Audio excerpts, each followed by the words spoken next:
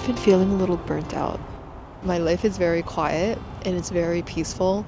And through with that space, I'm recognizing, oh, I'm tired.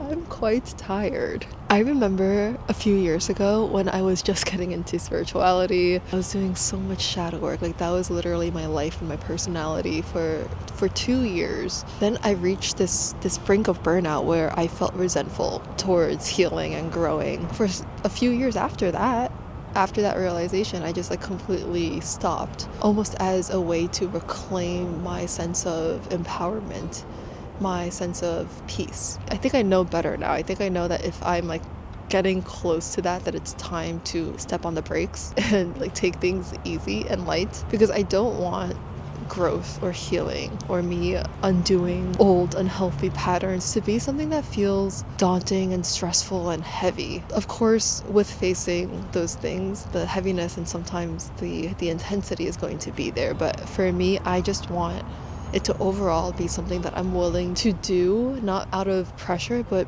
out of this genuine yearning of, yeah, like that feels right. My intention nowadays have been to spiritually rest. And I know that that's kind of an oxymoron. Often when we think of the spiritual path in one lens, there is so much growth, there is so much reflection and integration.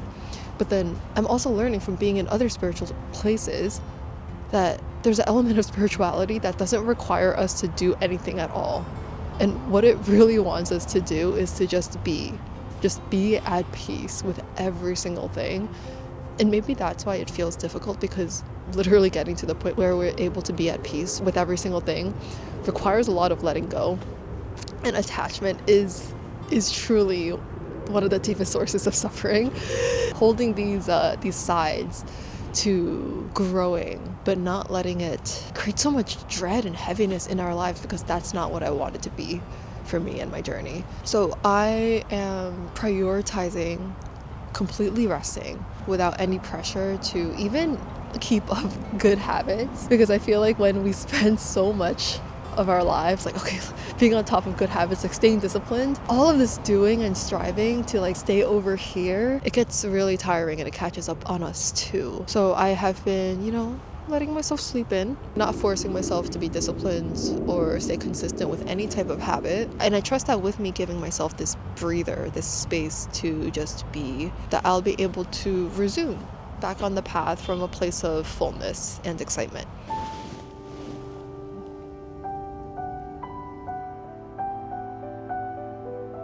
I just want to give some compassion to myself and for anyone who could relate to this topic, because probably a reason for our exhaustion from walking down this path of growing is because we're not giving ourselves enough credit and we're being a little bit hard on ourselves.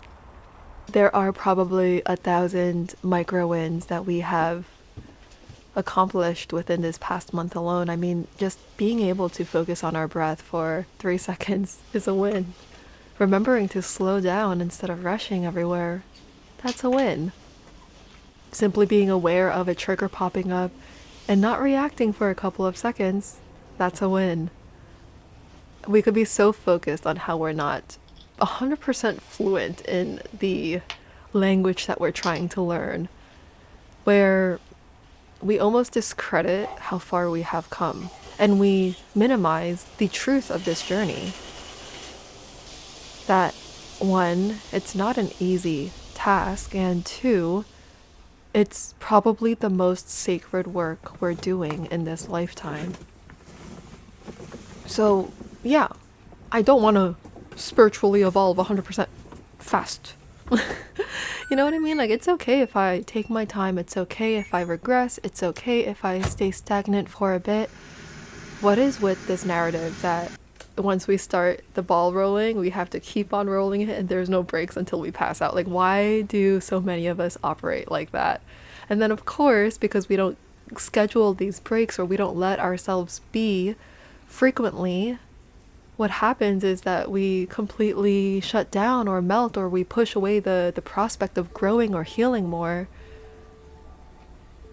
But I think what spirituality is turning into for me is it's just a safe haven for me to remember that I don't have to suffer. I don't have to suffer, and whatever narratives that increase the amount of suffering in my life, I just am being reminded that true spirituality, true spiritual growth is recognizing that that's not what it wants us to do. That God or source or universe really just wants us to recognize how precious our life is, and they just want us to enjoy it. I think bottom line, that's what it comes down to.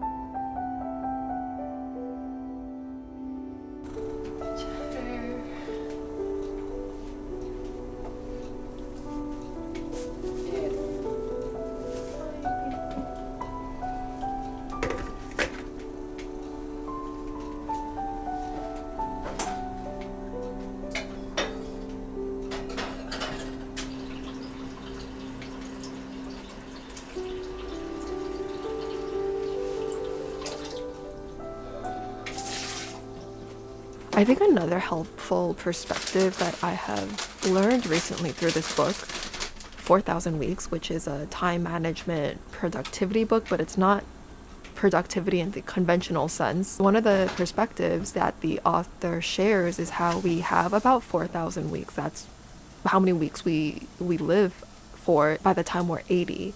So with those limited number of weeks, of course, we're not going to be able to be fluent at everything.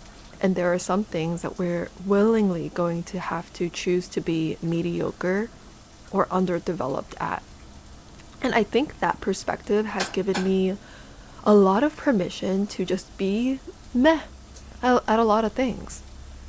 For example, I'm probably never going to be someone who taps into poetry that much, even though I love the concept of it. I'm probably not going to get really quote unquote good or skilled at art. Am I ever going to be fluent in an instrument? I mean, I don't know. Life is long, but it's also short at the same time. So when I reflect on my 4,000 weeks of life, and hopefully longer, I feel this acceptance that I am probably going to be mediocre at most of the things that I'm interested in. Most of it. But where I do want to be really good at is cooking, is being able to grow my own food, so gardening. And I also want to be really good at being present. Once again, that oxymoron of like, you don't be good at being present, you're just present. But undoing the wiring that prevents us from being present is the part that I'm talking about when I say being good at being present.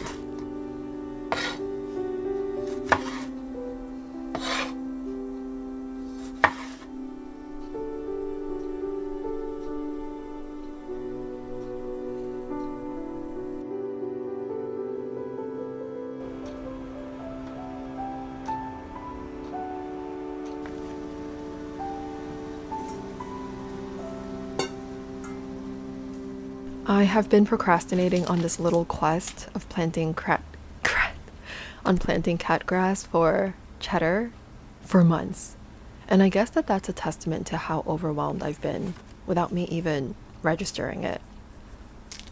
I know that life is always going to have its small and big ways of introducing stress into our lives, but I want to be someone who has a developed ability of equanimity. Equanimity is a state of psychological stability, calm, and mental balance, allowing individuals to remain composed and non-reactive during stress, pain, or challenging situations. And I think that's why I want to continue walking down this path of spirituality and healing, because I've observed how for so much of my life I've been the opposite of equanimous. I've been very reactive. I've been very sensitive, and to the point where the sensitivity has turned into fragility. And I think with who I want to be going forward, the state of being equanimous is one of the most important characteristic traits that I want to work on. That way, when life does get hard, I'm not reliant on external circumstances to finally cool down before I could catch my breath. I want the ability to tune into my breath, the ability to regulate and to stay calm and prioritize my peace to be a skill that I have access to at all times. Of course, it's not going to be perfect and it's going to take a while, but I'm not trying to be enlightened. That has never been a goal for me. I think I want to suffer less, and that's why I walk this path. And I think that's why many of us walk this path. Because suffering, to an extent, has shown us how we have been getting in our own way.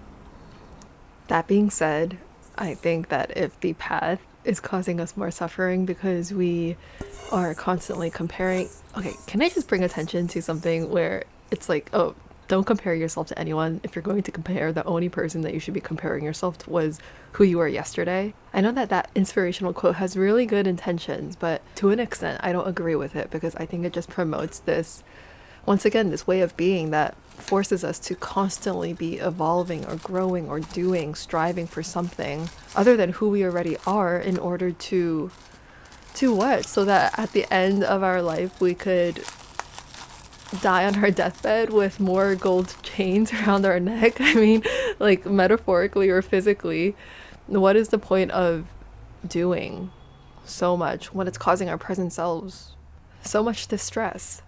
Rest is not something that I want to schedule when I finally am on the brink of burnout.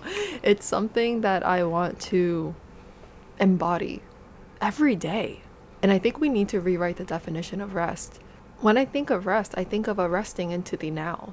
Rest is actually how we get to truly live.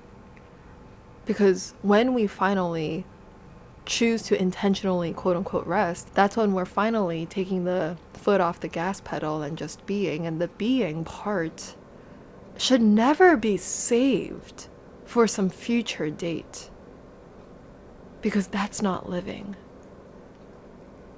That's not life. Thank you so much for your presence and for listening to me ramble this entire video. Honestly, everything I said was just a pep talk for myself.